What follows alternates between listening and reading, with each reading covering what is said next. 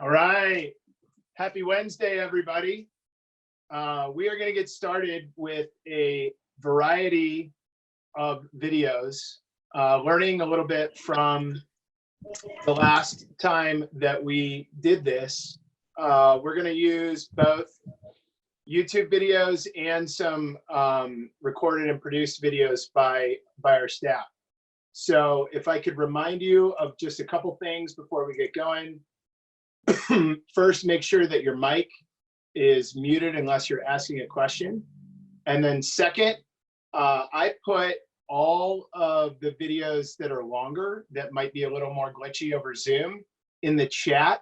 So you could click on the link if you're not getting a good broadcast through Zoom. You could click on the link and watch the video directly off of the internet. So we are going to start with a swim that Austin and Allison and I all thought that it was a great place to start. It's Janet Evans 400 free from 1988. You're going to see she's in basically a practice suit, because that's what everybody raced in then. And well, I'm going to kind of let this speak for itself. Allison and Austin, if you want to hop in on this and talk a little bit about the significance of this swim as we go through it, I'd be happy for you guys to join in. But this is what we raced in. I think they were paper suits. She is a high school swimmer at this time, which I think we're really starting to try, or we're trying to display swims that can be done by a high school age athletes. And this is, you're going to see a very different form of freestyle over the course of this, over the course of today. Janet is the one that is right here. You can see pretty high breath. Austin or Allison, you want to hop in on any setup for this video?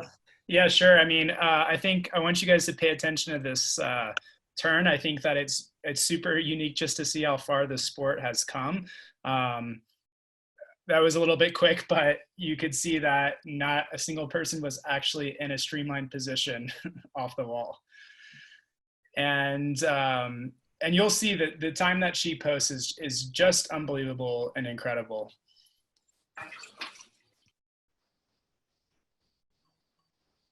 So we know that this will be probably one of the harder videos as far as the smoothness of playback.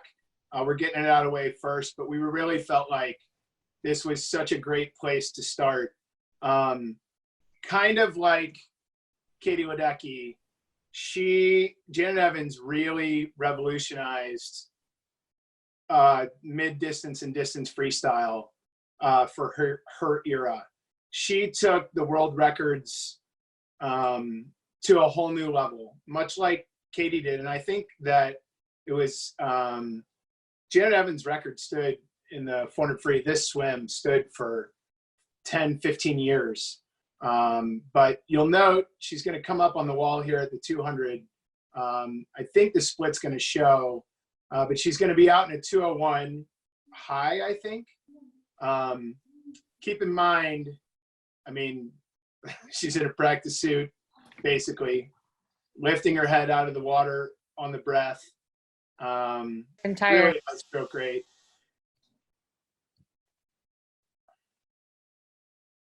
Allison, you want to add anything? I was just going to say, I mean, it honestly reminds me of like open water swimming. She's lifting her head up so drastically. Like, it's just amazing that she can go that fast. Yeah. But it's cool. Yeah, I mean, she was the Katie Ledecky of freestyle for a long time. She also won the 400 IM. So, I mean, she was, I believe she won the 400 IM, the 400 free, and the 800 free at Seoul. I'm also just like really impressed with the times that were put up in distance freestyle at this time. Like, I would say that there's been a ton of improvement in world records and American records over the years, and butterfly, backstroke, short course yards with the underwater development. And it's amazing just to see how incredible these athletes were at that time, specifically in distance free. And I think it has a lot to do with the training that was going on during that time as well. Yeah, she was the first woman to be under 16 minutes in the mile. And now Ledecky's at like a 15:20. But at the time, it was mind-blowing. So keep in mind, she was 201 high at the 200 and is now closing in a really ferocious way. Still breathing pretty high, but with probably almost a 1.0 stroke rate for this whole 400 free. And she's going to finish, well, you're going to see, that was her world record at a 405 at the time. Pretty impressive last 100. Finishes at a 403. Pretty awesome swim. I mean, I remember watching her personally at the US Open go the 405 and how impressive it was to see that live and in person. So we're going to move on from that video to another one that could well be one of the more glitchy videos that we watch. But these are kind of what we consider to be the foundation of modern freestyle.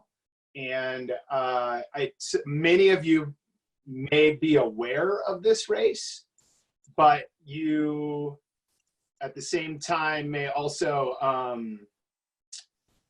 were very young when it happened. So this is the 200 free in 2004. This is Phelps's second Olympics. This is an event that his coach actually tried to talk him out of swimming so he could focus on other events because of the way that it fell in the lineup. I think it was on the same day as a butterfly event that Bowman thought that he could perform better in. But at the time, Hugenbond was the top 100 freestyler in the world and was very, very, very close. That's who we're looking at. Nice Swedish goggles. And Thorpe was the top 400 freestyler in the world and the top 200 freestyler in the world. So, and they were pretty much the marquee names in the sport of swimming at the time. So Phelps just couldn't pass up the challenge. He said, I've heard him talk about this race as one of the most proud things that he had because he took on two competitors that he knew at the time were probably superior in that event. And, just swam as hard as he could. So anyway, this 2004 freestyle was just such an epic moment in my Olympic history career. And Allison and Austin agreed that, look at the different variation in suits. Yeah, check out the suits, the full body, Thorpe. Torpedo is what he was called. Yes. And the goggles, the whole thing, it's just, it's a very different world nowadays.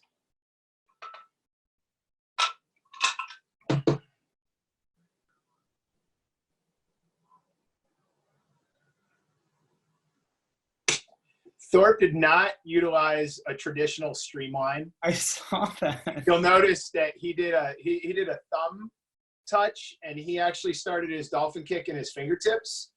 And he's going to do that off of every wall. And you will be able to see it because of the suit. It stands out pretty clearly.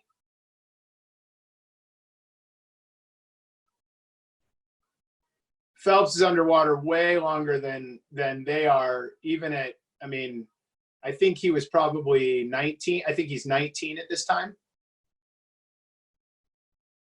So Hugenbond's out front, and he did win the 100. And I don't know if he won the 50 in this Olympics, but he did win the 100. Thorpe won the 200 and the 400.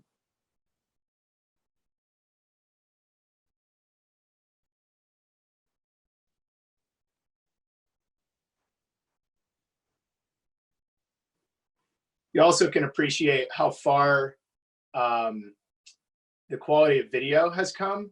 and you're going to notice in the progression of this video, this today, that you're going to see the video, how much better video's gotten, how much better they've gotten at filming swimming.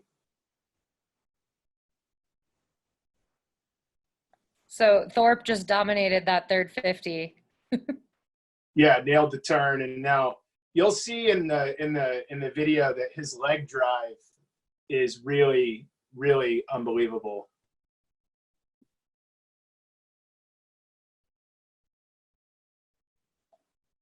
So nice moment.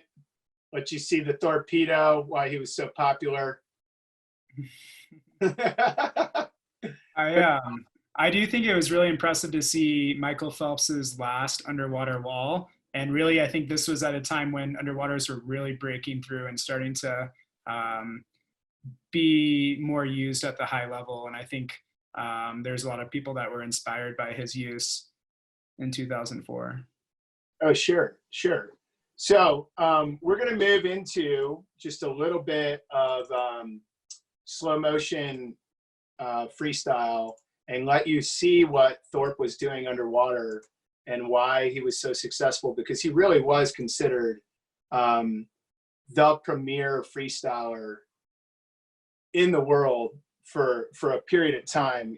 His 340 in the 400 free, this is from a 400 freestyle, that 340.17 is really just profoundly impressive, considering, I'm going to let you see that one more time, considering the time and how far ahead he was of his era.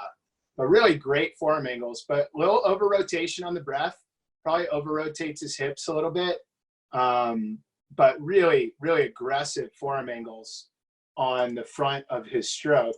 I'm going to give you another video here of, and this one's on YouTube. And hopefully, so some of this is going to be pretty, pretty fast, but it does slow down. You'll notice he had really big feet and a really great kick to support a really nice catch. But you'll see flaws in a lot of people's strokes. Little over rotation there, but then he makes up for it with just a really, really high elbow catch. But great kick drive, always. Him and his coach actually believed that a little higher head position helped him emphasize and keep his feet in a great range of great position. So he swam purposely with a little higher head position because they thought that it helped keep his feet in the most effective place for the kick, so he could really utilize all of his skills. All right, I'm gonna cut out of this. So we're gonna go from that into the men's 400 free relay. And I've got an underwater view here of the probably the most famous relay that you all have been, are aware of, and probably when you guys were all really getting into the sport and starting to get more excited about watching swimming. This is the 400 free relay in 2008 when Phelps won. When Phelps won 8 medals, the one where Lezak finished with like the miraculous last leg. Notice the dolphin kick breakout. We didn't talk a ton about that last week, but both Phelps and Drexel utilize this. You'll notice some differences in Phelps's free here from 2008. You're going to see him again later in 2016. But really open stroke, great forearm angles. His head is back in alignment before his entry, something that we've talked about. On this particular video, I want you to try to notice the kick of the Frenchman. So right in there, every one of the French guys has like a little hiccup in their kick. And I think that they all faded just a little bit in the last 25. And this was the suit era, so they were really riding buoyant suits. But if you take notice of their kick, they all have just a little opening. Yeah, Yeah, ahead. if you take a look at just the hips and down and don't pay attention to the upper body, from the Frenchman, you can tell when he's taking the breath without even watching the breath, just by his kick pattern crossing over. If you look at the American, you can't even tell when he's taking a breath if you're just looking from the legs down. So really good hip position from the Americans in this relay. Absolutely. Absolutely. So this is Lee Zach. He probably has the highest degree of rotation of any of the four, but I think he's swimming against Elaine Bernard. And if you watch Bernard's feet right there, he has enough, you can see him opening his kick up with every breath. And eventually that pays him back on the second 50 of this swim, where he almost crosses his feet. His kick doesn't really look like he's in that good a control of the kick. I think there's just a little bit left. Would probably argue if they were in just like regular nowadays tech suits, that they would have suffered a lot more, because oftentimes when you cross your kick like that, you lose buoyancy in the water, you lose that body position. But because of the assistance of the buoyancy of the suits, they were able to get away with it a little bit more than they might now. Yeah, absolutely. So the next video, we're going to move into a sprinter, a male sprinter that really redefined male sprint freestyle for a while. This is Cesar Cielo, and there we go. So this is a slow-mo shot of his 50 free. And what I'd like you to really look at is just how stable his core line is.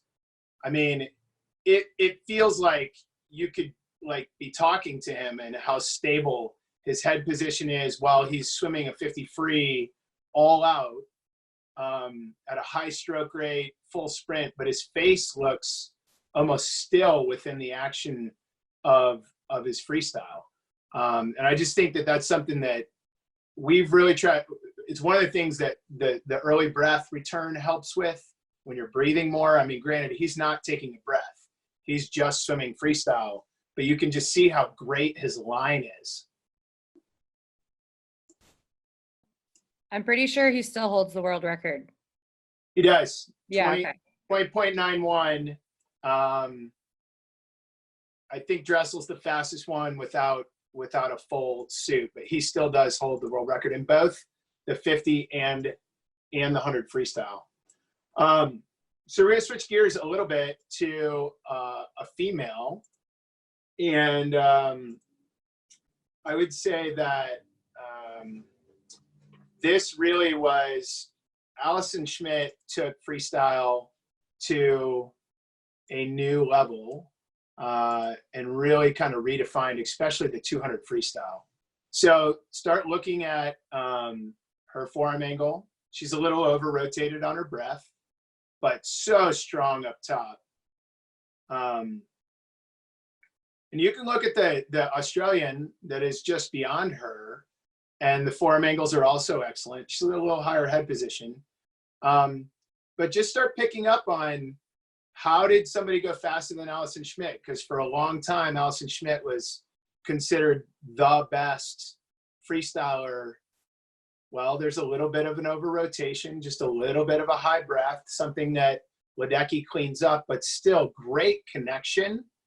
I'm going to go back to that right there.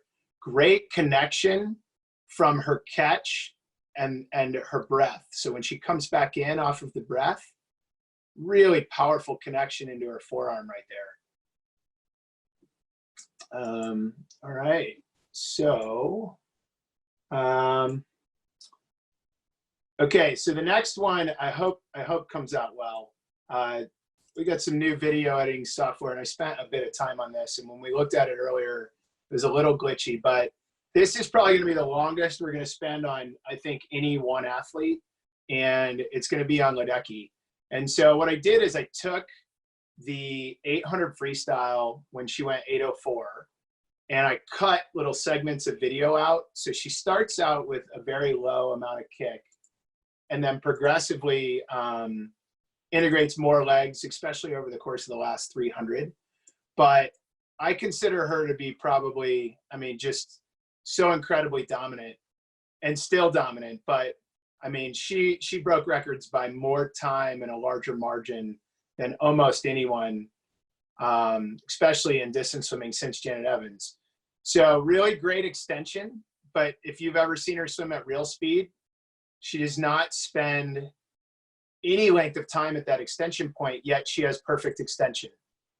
She swims at a really high tempo, usually like a mid 1-1 to a low 1-2 for extended periods, 400, 800 mile. Really exceptional forearm angles, very similar, but a better timing on the breath. She brings her, this is 16. You see how simple the return is from the breath back to a stable line. We're going to get a different angle here in just a minute on the alignment of her freestyle. We're going to see it from above. Austin or Allison, you want to weigh in on anything here? Well, I mean, some people will talk a little bit about she's got like a little bounce in her stroke. What are your thoughts on that? What do you think? I mean, when you really look at it, it's still very, very minimal, and you're going to see a side view breath here where she's clearly one goggle in, one goggle out. But I do know that if you look at her stroke mechanics, this is from 16. She's much lower now. And I know she's had like speckled results because of health at different meets. This is the angle that I'm talking about. Still look at how low this breath is. I mean, half of her face is in the water. So I think I think it's a little bit of an illusion that she bounces. You can see it come up, but it's so quick and she recovers so fast. So you can still see one goggle under the water all the time. I agree. And I think that all of us were really putting an emphasis on that breath timing.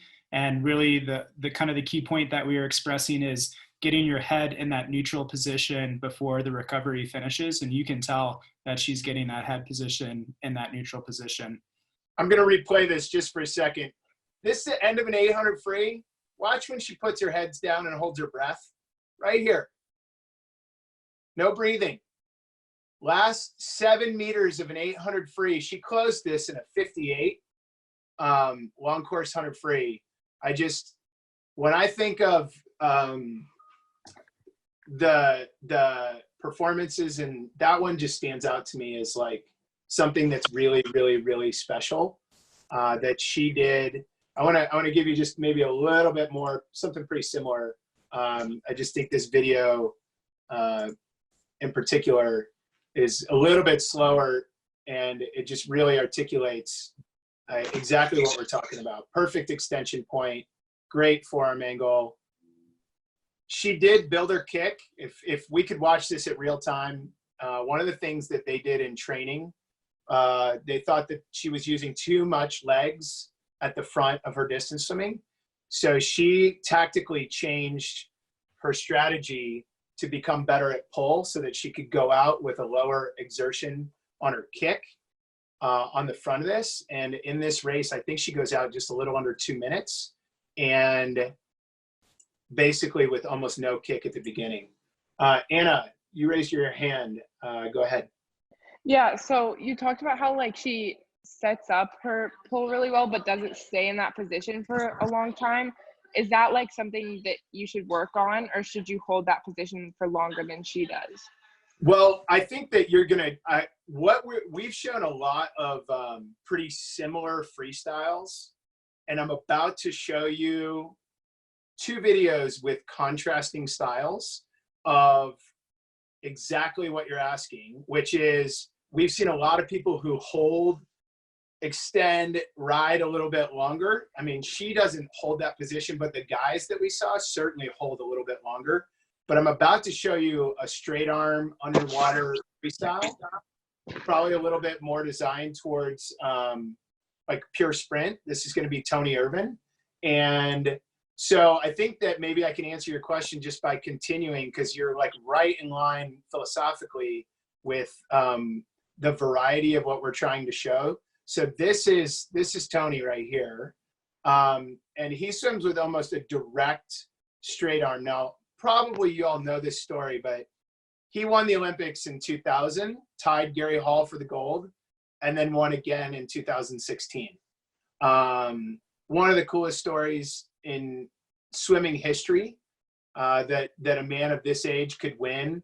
And I mean, I spent 4 days with him at the Olympic Training Center for a national junior team camp. Super cool human. I know Allison knows him well, but this is a completely different tactical strategy on the stroke of free. Great shoulder drive, but almost completely straight arm underwater. No pause, no ride. Enter and dig immediately. And then kind of switching gears into like a hybrid of those two would be, we're going to look at Simone. And as soon as I get to, there we go. We're going to look at Simone. And this is a slow motion of the women's 100 free, which Simone actually wins, but she ties Penny Lesniak. So I'm gonna freeze frame. Take a look at this catch. Okay, this is Penny Lesniak, who actually, her and Simone actually tie in this, and this is Kate Campbell. She actually gets beat and fades in the last part of the race. But take a moment just to appreciate her elbow is in one of the most unorthodox sprint positions possible. When you look at Simone, you're going to see a little bit, it's like a hybrid of the two strokes that we had been with the real high elbow and the straight arm. She's like somewhere in between. So I think it's really important to recognize just the variation in what works for you and what works for, I mean, there is some metrics of this is very successful. I think you can all see that the breath and getting the breath back in so you're staying in a really stable line is valuable. But when you watch Simone here, you can see that it's kind of it's not a straight arm. It's not a super high elbow. It's very much a kind of a mid-depth freestyle that works for her. Okay, let me take a look at my agenda and see where we're going from this. Okay, awesome. So now we're going to go to another men's 400 free relay, because I think that again it shows you some diversity in the types and approaches to freestyle. Now I told you we were going to come back to Phelps's free.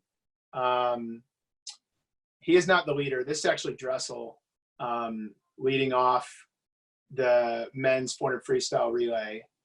But Phelps is going to go second. And you're going to notice that Phelps has a little bit of an overreach that he didn't have in 2008. I think the stroke probably was a little cleaner when he was younger. But really good form angle. We're going to get to see a little more Drexel and Nathan Adrian here in just a little bit. While we're watching this, does anybody have questions? So this is Phelps. A little overreach on the left arm, but really focused on the breath timing. I have a question. Yeah, shoot. So I've noticed that like a lot of the swimmers don't have perfectly even, like in the way that they pull with both arms. Is that pretty normal? It's because a lot of these athletes are breathing very regularly, and they've decided by this point in their career which side the breath is going to be on. And so they have asymmetrical freestyles. They've designed a stroke that affords the breath on one side, and they don't breathe on both sides. So they compensate for the breath. Yeah, it's just built, the breath is built into the mechanism of the stroke. And if you notice here, you can see his hip over rotating. You can see a little bit in the kick. Same thing that we talked about earlier. I am not set up in a screen that can see who's raising their hand. Allison, can you field those? I think Haley raised her hand. Yeah, go ahead. So some coaches have said that it'd be better to straighten your arm for freestyle and keep it straight the whole time. Is it better, or is it better to get that slight bend? I mean, again, a little bit of personal preference. My personal preference, and if you look at almost Anthony's probably the only one that swam a straight arm underwater, right? I mean, are you talking about underwater or above the water? Above the water. So above the water, I think that there's a lot more value and a lot more wide use of a straight arm freestyle. And when we get into Drexels, freestyle, we're gonna see. In fact, that might even be next. You guys are like asking questions in sync. I'm going to skip the order and we're going to watch Drexels freestyle, and then we're going to come back to some of the comparisons, because I think that it answers your question. So we're going to watch this at straight on or at regular speed. It's a very fast video, so be patient with it. But what he is doing is absolutely locking in straight arm, and I'm going to play it at slow-mo, so don't panic if this is glitchy. You could also use the app or the chat link, but this is very straight arm, very attacking, and extremely aggressive. So I have a little bit slower motion version of that I think I can show. Yeah, let me see if I can cue that up. But I think for some people, the theory that I heard from Terry McKeever, I'm gonna give her credit, when Kelly Nazi went to Cal, Terry's a very big proponent of straight arm free. And what she said was that it allowed the arm to relax. She really believed that certain people could relax their arm during the recovery in a much greater way with a straight arm recovery. But some people get caught up on the top of their stroke and can't get back into the catch. Austin or Allison, you want to comment on the straight arm free? Yeah, I definitely think that the way that I like to coach it is if an athlete leans towards it, if they have the flexibility or the shoulder rhythm that leans towards it, then I support it. But if it's a big drastic change in it, then I would say that, I mean, it's maybe not, doesn't have as much value, but I do think that the straight arm also, the benefit is really nice full extension. Yeah, I mean, you can just see in this, and I know it's a little glitchy, but how extended and locked on to the water he is in a really, really unbelievable and pretty profound way. So we're going to move into the breath. And this is a video of Nathan Adrian, who I think really is the one that probably first, and I'm going to play it at real speed, so it'll probably be a little glitchy, but he is the first one to really work on getting your face back in before the entry. He's still, and I'm going to show you some examples. Great push off here, by the way. Great line on the way he leaves. Look at his alignment, just really powerful. And then you're going to get a real clear view of his of the breath. But he really kind of developed this technique, and now it's very, very widespread, that you take the breath as quick as you can, come right back into alignment way before his hand enters. Not everybody can do this. He's pretty much 50 and 100 free specialist. But this even Ledecky is implementing this tool in some way. Now I'm going to put him next to Caleb, and you're going to be able to see them one over the other at a rate that you should be able to digest it. So you can see Nathan's face is going to come back a lot earlier, but they have very similar approaches to the way they're swimming. You see that Caleb probably gets an extension right there, very similar to Ledecky's. Nathan's is a little deeper, a little bit more of like the hybrid arm position.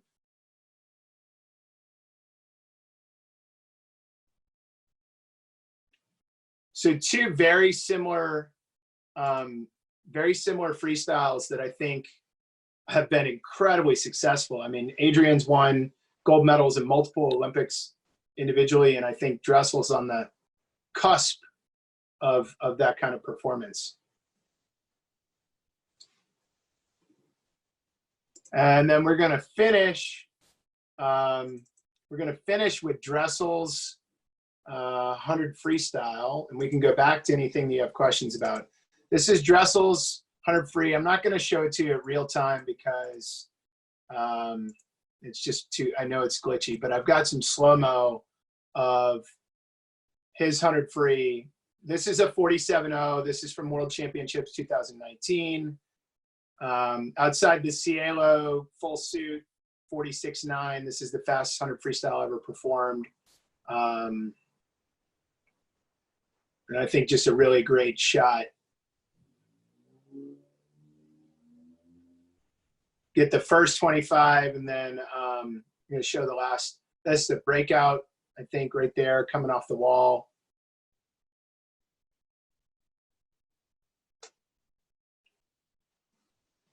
There's practically no air bubbles by his arms too. It's pretty amazing. Yeah, it's for the rate he's swimming, it's almost, I mean, and I'm going to go back because in contrast, you can see the other athletes pulling air in off their hands on the entry in a way that his is very minimal. It's incredibly clean.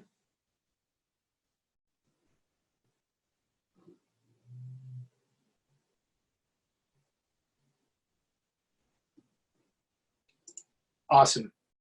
So, anybody got questions? I mean, I know we covered stuff pretty quick and went through like 1988 to 2020 freestyle lineage, but hopefully it helps you see the importance of the independent nature of the catch and the variation between sprint free and distance free. Any questions? I have a question. Yeah. So I noticed like the difference between Nathan and Drexel was that like Drexel kind of bends his wrist when he pulls like into the forearm position. So do you have a preference of like bending your wrist, or is that just personal?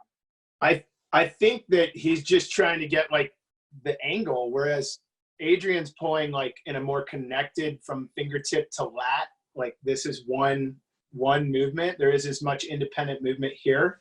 I think he's just trying to get the angle. But I also think that wrist movement is a part of what Allison was talking about, in that this dexterity and sensitivity to the water is allowing him to enter so cleanly that he's in full contact with the water immediately.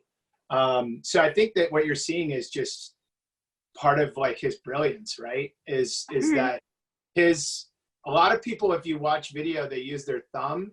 He uses his whole hand like in a and when you watch the butterfly, and we see it's going to be pretty similar, he's got a really good sensitivity to receiving the water at the front of the stroke.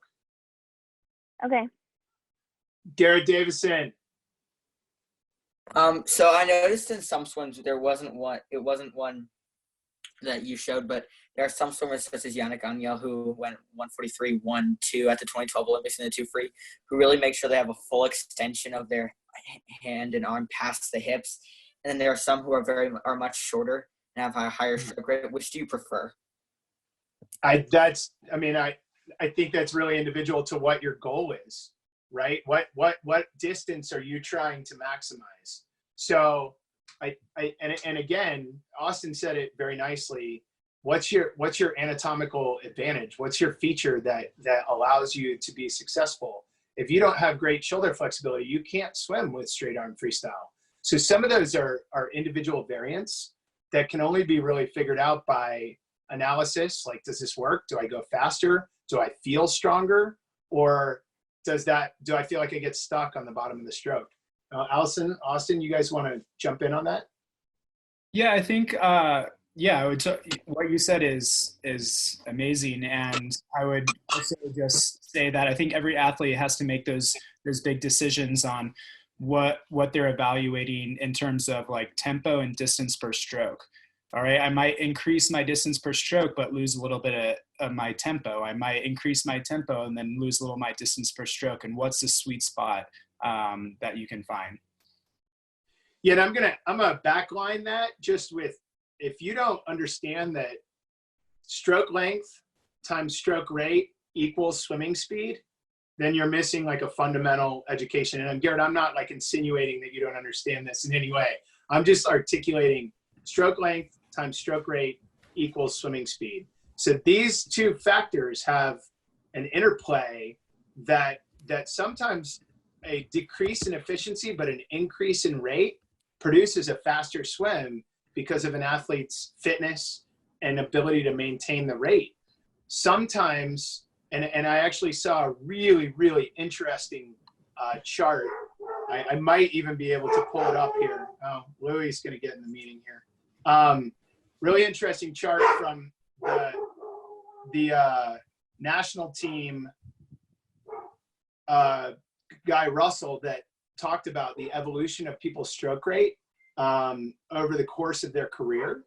And this is something that's pretty, I'm gonna actually I'm gonna give you guys some preview on this. This is like hot off the press here, but while I get it queued up, why don't we take another question or two? Who do we got? Who we got with raised hands? Yeah, Grace has a question. Grace Dale. Yeah, go for it. This may be like kind of dumb, but I noticed that like some swimmers breathe like every stroke and they're really fast and like it works for them. But that's like also like dependent on like what distance you're going, like a 400 or 50. Is there any reason where like it's okay to breathe every stroke, or is it just like individualized? I think it depends on how refined your breath is. If you're looking at the ceiling in the middle of the race when you're breathing, you're probably not going to get away with breathing every stroke. But even if you see you could see one under, one over with Ledecky. Mm-hmm. She's breathing every stroke to get oxygen intake for a 200, 400, 800 mile, but she's still here. So, and I think that's how Nathan Adrian decided that he was going to breathe every stroke, is that he created the most efficient, connected breath possible and worked only on how to stay in line. So here we go. This is a little stroke rate conversation, which is not something that I had envisioned, but this is an analysis of several different athletes and their stroke rate and their times at different ages. And you can kind of see, this is Lily King's 100 breasts. So really, fact is, she's been swimming with a high tempo almost her whole career, but she has gotten more and more efficient and powerful within that stroke rate. Here's Simone. This is stroke rate in a 50 free over the course of her career. Hers has changed almost not at all throughout her career. Here's Caleb's. So in high school, in a 50 free, Caleb was 0.8, 0.88, 0.85, 0.87. That's real fast. And now he was 0.99, and that was the fastest swim of his life. 100 free, he's had a similar evolution, and that in high school he is 1.12, 1.08, 1.09, and then at Worlds, that race we just watched, 46.9, 1.17, because he's gotten more powerful, he's gotten better handle on the water, he's holding more water, so he's tactically changed his race. I was gonna say, like, I think it relates to Grace's question as well. Like, these are professional athletes that we're talking about, so they are getting a lot stronger in their like development, and so I think that they've gotten to a point where they can breathe every stroke if they want. Probably not a 50 freestyler isn't going to breathe every stroke, but like 100 freestyle, they're catching more water, they're stronger. So I think like you have to remember that they're like toward the end of their career or in the middle of like their best years. When they were in high school, they might not have been breathing every stroke. Yeah. So anyway, without giving away too much more here of like what Russell is currently up to at USA Swimming, it's just a neat statistical analysis of understanding how do you optimize what you're doing. Most of the trends from those sheets, if you could process them, are that athletes got faster through the end of high school, and then somewhere in the transition between high school and college, they either got with a new coach or they got in a more advanced weight training system, and they had some kind of like a readjustment for the most part. Some of them stayed almost the same. Lily King and Simone Manuel are roughly the same stroke rate their entire career. They just had a feel for the water that was their feel, and they got stronger, more powerful, and more efficient throughout the time that they were swimming, and they got faster. Simone's still getting faster and still getting faster, and her stroke rate in the 100 free is like 1:25, 1:21, which is not that fast. She's got a very long, powerful stroke, so she's just learning how to optimize it. Great questions. Anybody else? Awesome. So I think our goal is to just continue forward on this now that we got a little better handle on the video broadcast, and just keep going skill by skill over the next, over the next couple weeks, several weeks. If you have specific things that you request, I mean, I took requests on Monday and tried to incorporate them. We didn't get them all in there, but we tried to create a broad enough scope so you can understand the individuality of what might be successful, but also give you a pretty clear image of what really good freestyle looks like. So feel free to reach out if you have questions individually, or if you want to, you can probably catch up on the small group meetings. Thanks. Happy Wednesday. Thank you, Shawn. Thank you, Shawn. Thank you. Thank you. Bye. Thank you. Yep. Thank you.